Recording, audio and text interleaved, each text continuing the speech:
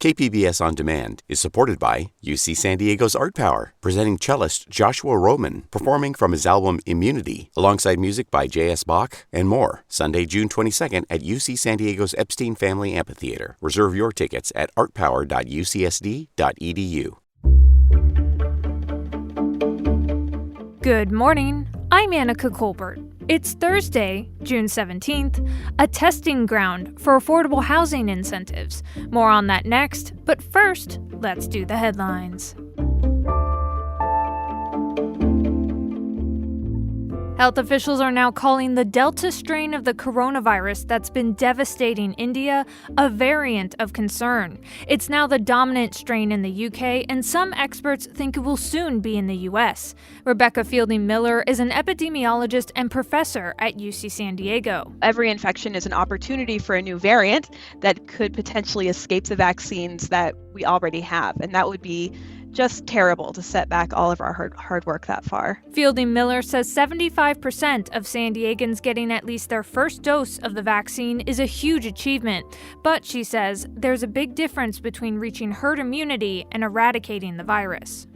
In the face of ongoing triple-digit heat in the region, San Diego County has issued a flex alert for today between 5 and 10 p.m. The California Independent System Operator, or CAISO, says it should have enough electricity to meet the upcoming demands, but they say there may not be much electricity to borrow from neighboring states. Mark Rothletter is the agency's chief operating officer. In this heat wave, the entire West is actually hot, and especially in the Southwest.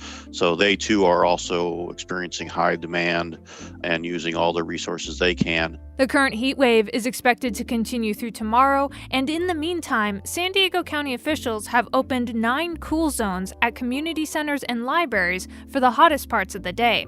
Masks are required at the zones. To find one near you, go to coolzones.org. From KPBS, you're listening to San Diego News Now. Stay with me for more of the local news you need.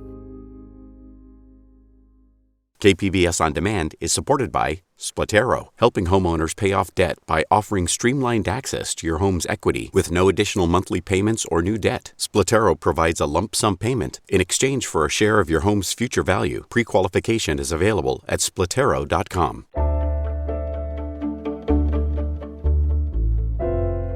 Last year, the San Diego City Council approved new incentives for developers to build more affordable and market-rate housing. KPBS Metro reporter Andrew Bowen says the first project to use the program, called Complete Communities, could be a preview of what's to come. Construction is well underway at Sequoia, a 100-unit apartment building on 5th Avenue in San Diego's Bankers Hill. The lot, 1 block from Balboa Park, is zoned for only 25 apartments, but local development firms Murphy Company and Bishop Ventures saw the potential for more. 7 of the units out of the 100 are affordable to very low income, and another 4 units are affordable rent restricted to moderate income. Developer Gilman Bishop says those 11 affordable homes are what made this project eligible for the city's Complete Communities program, approved last November. What it allows you to do is have unlimited residential density within a specific building envelope, and it incentivizes developers to build smaller units so they get more units within that same envelope. Smaller homes with cheaper rents is exactly what Complete Communities was meant to encourage. It's also meant to encourage a car-free lifestyle. None of the apartments will come with off-street parking, but they will be right next to new protected bike lanes leading to downtown and Hillcrest. And that was KPBS Metro reporter Andrew Bowen.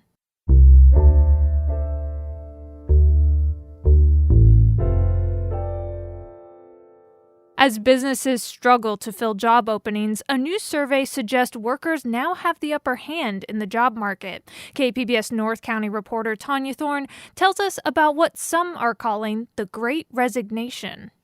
Job fairs, help wanted signs, and signing bonuses are being seen throughout San Diego as businesses rush to hire staff. And all these signs scream new opportunities to all, including people who already have jobs. A new survey says more than 1 in 4 San Diego workers plan to look for a new job in the next couple of months. This really should be on employers' minds on how do we reduce turnover. right? And sure, this is what the great resignation. I mean, I think that 1 in 3 people nationwide are probably going to voluntarily quit. John Astel is a San Diego vice president of Robert Half, a global professional staffing firm that conducted the nationwide survey. San Diegans surveyed said they are looking for a salary boost, career advancement, and flexibility.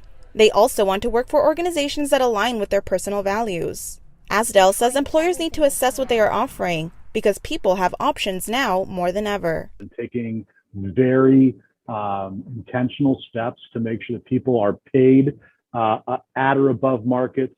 They're given the flexibility to do their work when and how and where they want to, if at all possible, and that they feel like they have a plan to get to the next part of their role. Eric Bruvold is the CEO of the San Diego North Economic Development Council. He says several companies in North County are hiring. It's a tight labor market, so workers have options. And I think that you'll see workers, look around for things that provide them, opportunities. One opportunity that could persuade people to make a job change, shorter commutes. There are great companies that are along the 78 corridor. You don't need to drive 30, 40, 50 minutes and try and fight your way through the merge. As people explore their options, Bruvold says we will see more changes in the fall as schools and childcare facilities open to full capacities. And that was KPBS North County reporter Tanya Thorne. A Pacific Beach doctor is facing charges before the state medical board that could revoke his license. He was a key figure in a 2018 investigation by our partners at iNewsSource. iNewsSource investigative reporter Mary Plummer has more. The board's executive director is accusing Dr. James Novak of repeated negligent acts involving 2 diabetes patients, as well as failure to maintain accurate records and unprofessional conduct. Novak ran a Trina Health clinic that offered a questionable diabetes treatment. Physicians we interviewed called the insulin infusion procedure worrisome and unproven. Novak declined to comment. A state investigator interviewed him early last year. Since then, Novak appears to have continued seeing patients. Recent Yelp reviews range from 1 to 5 stars. And that was iNewsSource investigative reporter Mary Plummer. iNewsSource is an independently funded nonprofit partner of KPBS. Coming up, how will our pets adjust to not having us around all the time as we return to work and school? That story's next, just after the break.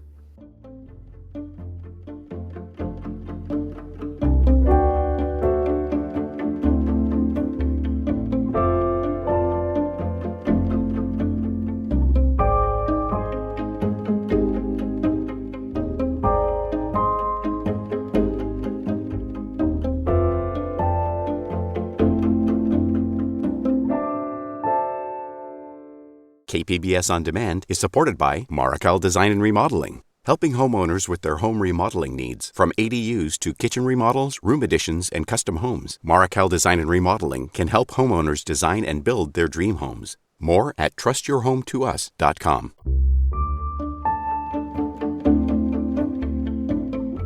There was a cartoon early on in the pandemic that showed dogs calling each other on the phone saying, "How could life have gotten this good?"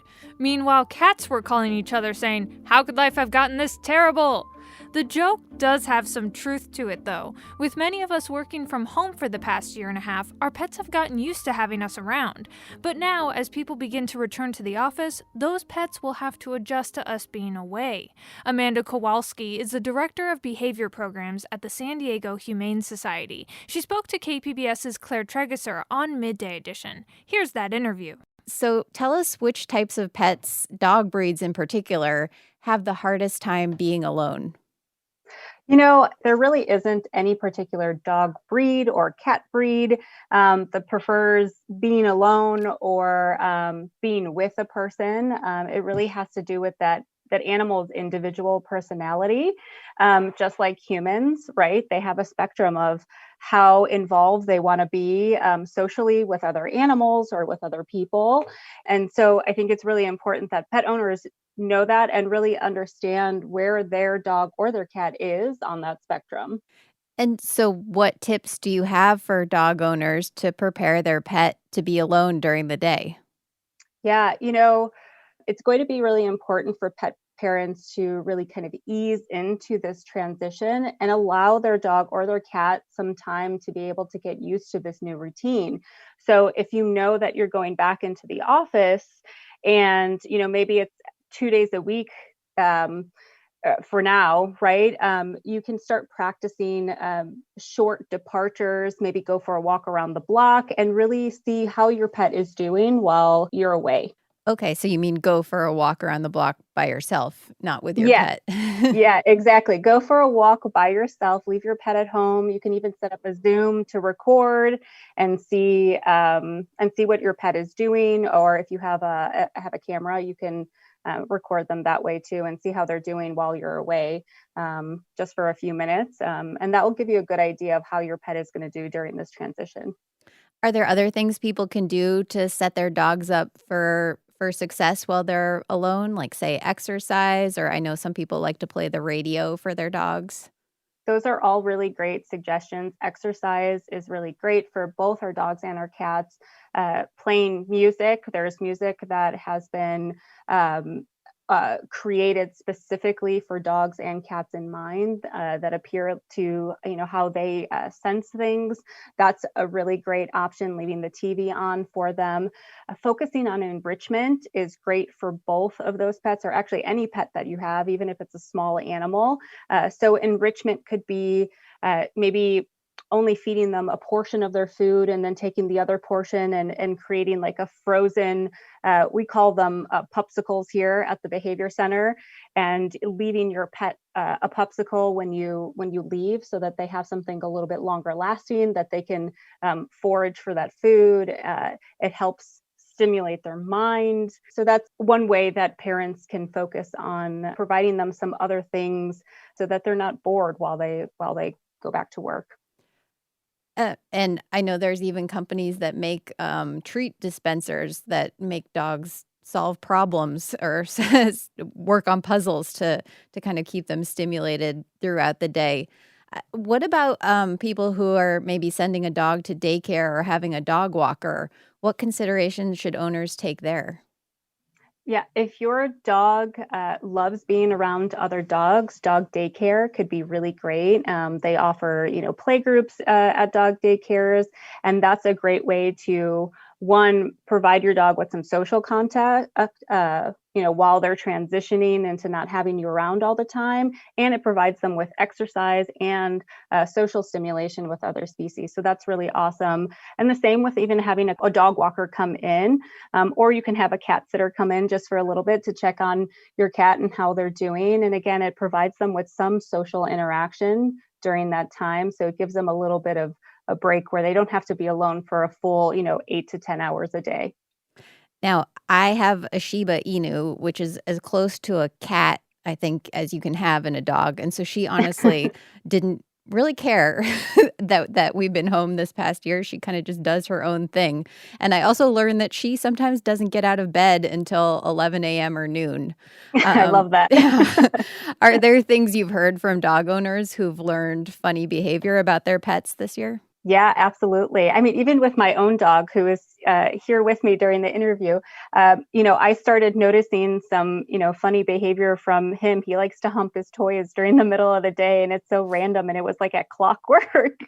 And so I have heard from pet parents some of those things, and I think that's so awesome that over the last 15 months, right, pet parents, they got to find out more about their pet's routine and really kind of dive into like how their pets live.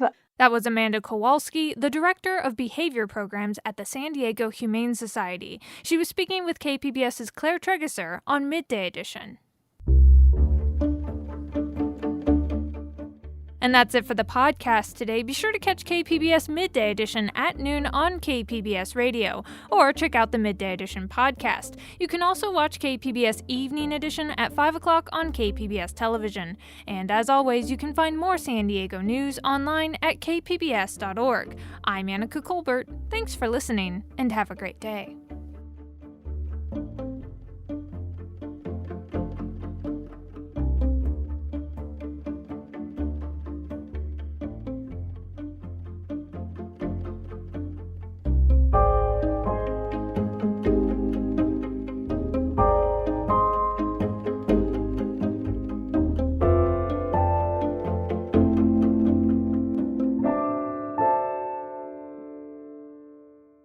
KPBS On Demand is supported by UC San Diego's Art Power, presenting cellist Joshua Roman, performing from his album Immunity, alongside music by J.S. Bach and more. Sunday, June 22nd at UC San Diego's Epstein Family Amphitheater. Reserve your tickets at artpower.ucsd.edu.